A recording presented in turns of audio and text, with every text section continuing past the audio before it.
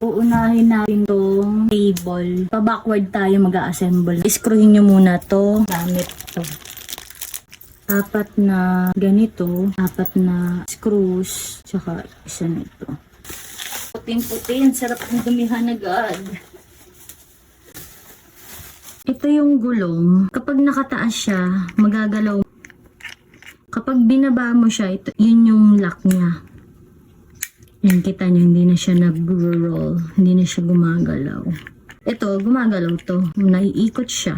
Itutusok lang natin siya dito. Ganun lang kasimple. Ito kasi yung mag-e-elevate dyan sa table.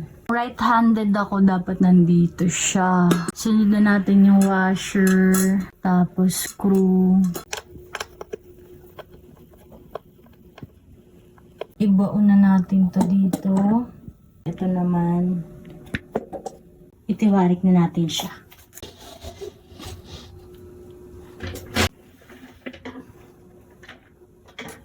Tanggal pala ito na.